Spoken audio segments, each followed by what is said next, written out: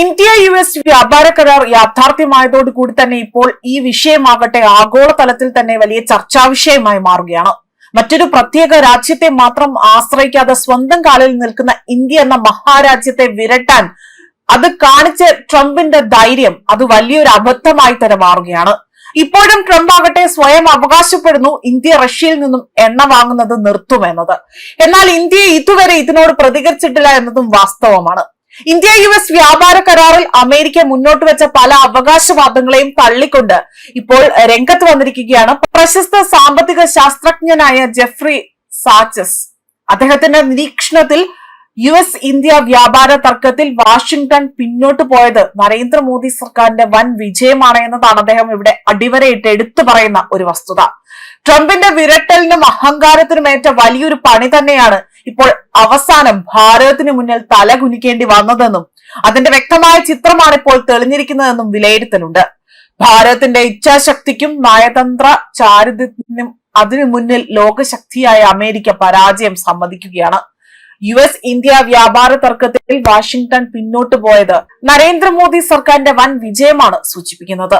ഈ വ്യാപാര പുനർക്രമീകരണം അതായത് ട്രേഡ് റീസെറ്റ് എന്നത് അമേരിക്കയുടെ ആധിപത്യം വിളിച്ചോതുന്ന ഒന്നല്ല, മറിച്ച് സ്വയം പര്യാപ്തമായ ഇന്ത്യയെ നേരിടുന്നതിൽ വൈറ്റ് ഹൌസിനുണ്ടായ വീഴ്ചയുടെ ആ ഒരു തുറന്നു കാട്ടലാണ് എന്നതും അദ്ദേഹം ഇവിടെ എടുത്തു ചൂണ്ടിക്കാണിക്കുകയും ചെയ്തു.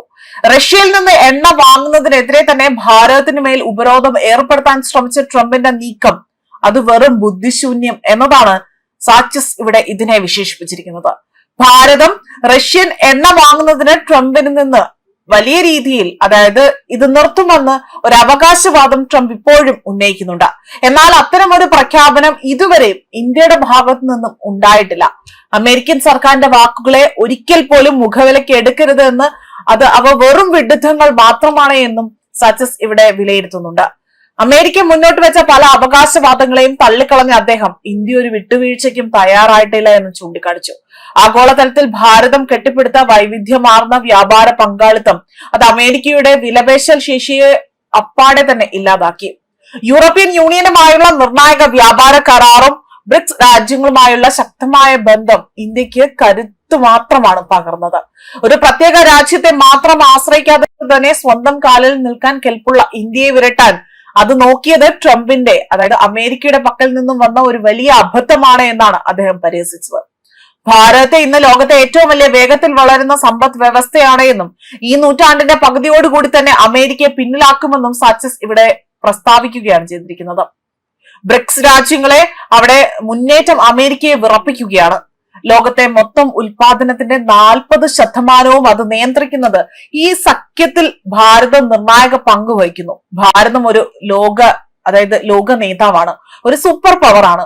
വിശ്വസിക്കാൻ കൊള്ളാത്ത ഒരു പങ്കാളിയുമായി തന്നെ ഇന്ത്യക്ക് തന്ത്രപ്രധാനമായ സഖ്യം ആവശ്യമില്ല എന്നതാണ് ഇവിടെ വ്യക്തമാക്കുന്നത്. അതേപോലെ തന്നെ അമേരിക്കൻ വിപണിയിലെ തടസ്സങ്ങൾ നീക്കിയതോടുകൂടി തന്നെ ഇന്ത്യൻ കയറ്റുമതി മേഖലയ്ക്ക് പുതിയ ഉണർവാണ് ലഭിക്കുന്നത്. ഇത് വെറും ഒരു വ്യാപാര കരാറല്ല, മറിച്ച് ആഗോള ക്രമത്തിൽ തന്നെ ഭാരതത്തിന്റെ സ്ഥാനം മാറ്റി എഴുതപ്പെട്ട നിമിഷത്തിൽ ഒന്നായിരുന്നു എന്നതാണ് ഈ വിദഗ്ധൻ ഇവിടെ നിരീക്ഷിച്ചുകൊണ്ട് വിലയിരുത്തുന്നത്. ന്യൂസ് ഡെസ്ക് കർമ്മ ന്യൂസ്.